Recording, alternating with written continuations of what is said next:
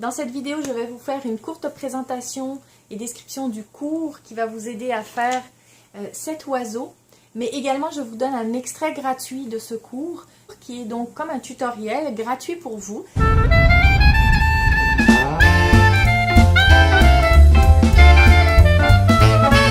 Bonjour à tous, j'espère que vous allez bien. Je vous laisse avec un extrait vidéo de ce cours. Regardez-le, profitez-en, essayez de le faire.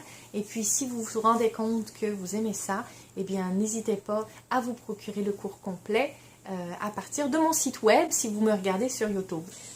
Là, on va travailler avec une technique qui s'appelle la technique du glacis. La technique du glacis, c'est quand vous travaillez sur une peinture sèche et que vous travaillez avec peu de peinture et beaucoup d'eau. Ça va faire un effet de transparence qui est très intéressant pour faire les ombres.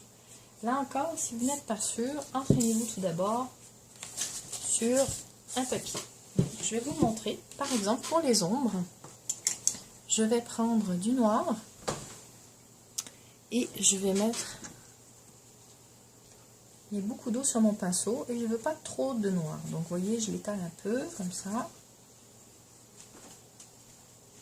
Je fais des essais. Là, j'ai pas assez d'eau. Là, ça a l'air correct. Donc là, vous voyez, quand j'applique le noir, il n'y en a pas assez. Comme j'ai beaucoup d'eau sur mon pinceau, il y a un effet de transparence qui se crée. Ça, c'est quelque chose à pratiquer avant sur une feuille pour pouvoir trouver la bonne quantité de peinture.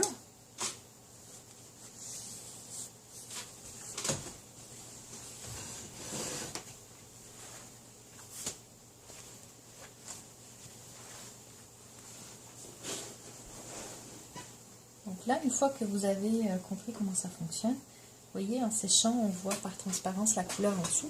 On va pouvoir l'appliquer à notre oiseau pour venir mettre des ombres. Alors, je vais vous zoomer ça un petit peu. Parfait. Donc voilà, on va aller travailler sur le bas du corps, sur l'aile et sur la queue qui sont un petit peu plus ombragées parce que je vous rappelle, la lumière arrive par ici.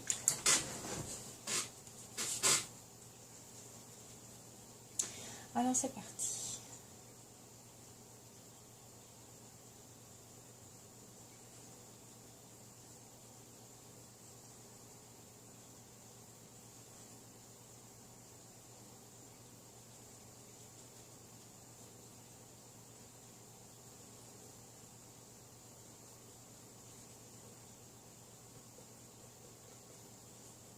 Utiliser les doigts peut aussi être très intéressant pour enlever les coups de pinceau qui sont trop marqués.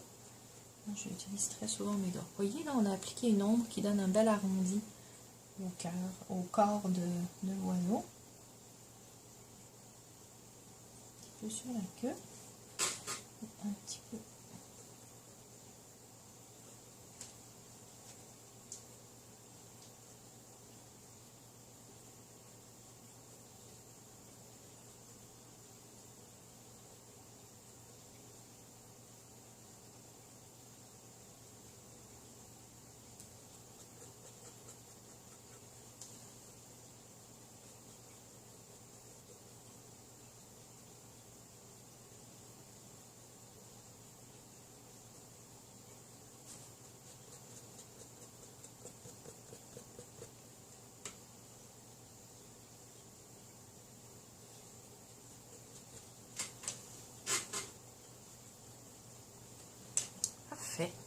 Donc, dans ce cours, tout d'abord, ce cours s'adresse aux débutants.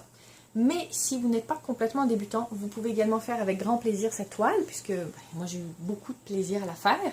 Et vous n'avez qu'à accélérer un petit peu aux endroits où je donne plus d'explications si vous maîtrisez déjà cette partie-là et si vous êtes confortable avec cette partie-là.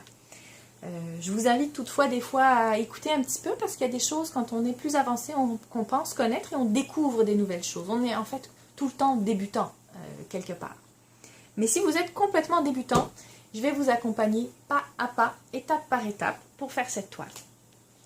La seule chose qui peut peut-être être qui peut peut-être freiner certaines personnes, c'est que nous avons beaucoup de petits détails et que nous allons beaucoup travailler avec un pinceau fin. Donc, si jamais vous avez tendance à trembler un petit peu, ça pourrait être un petit peu plus difficile pour vous. Si c'est quand même quelque chose que vous voulez travailler, je vous invite à le faire. Mais si c'est quelque chose qui vous dérange, que les lignes ne soient pas parfaitement droites parfois, bon, ben je vous dirais, attendez un autre cours que je vais donner bientôt avec la spatule qui pourrait être très intéressante pour vous. Donc ça, c'est la seule petite chose. Mais sinon, même si vous êtes complètement débutant, je vais vous aider à faire cette toile. On va passer par plusieurs étapes. On va d'abord commencer tout simplement par la préparation de la toile, la préparation du fond.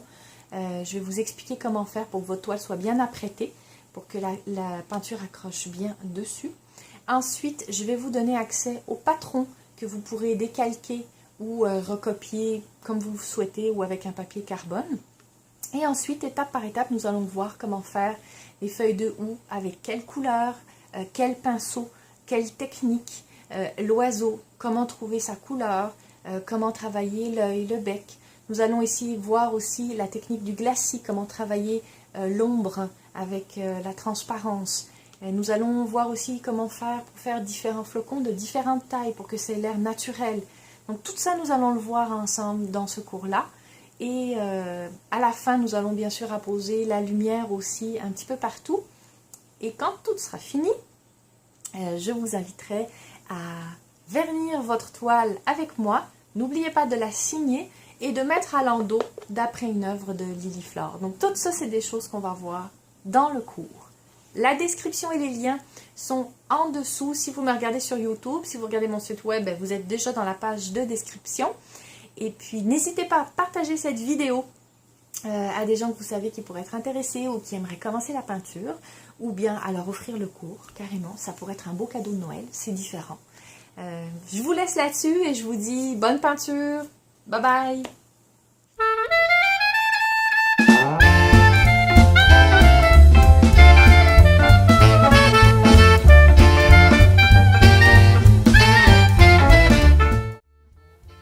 Merci de votre attention, j'espère que cela vous a plu et vous a aidé. Si cela peut aider quelqu'un de votre entourage, n'hésitez pas à le partager. J'ai sur mon site web à l'adresse lilyflore.ca un e-book gratuit qui s'appelle « Osez devenir l'artiste en vous ». N'hésitez pas à aller vous inscrire. Vous pouvez également retrouver des produits dérivés de mes toiles sur la boutique Society 6. Et puis bien sûr, retrouvez-nous sur Facebook ou Instagram. Bonne journée!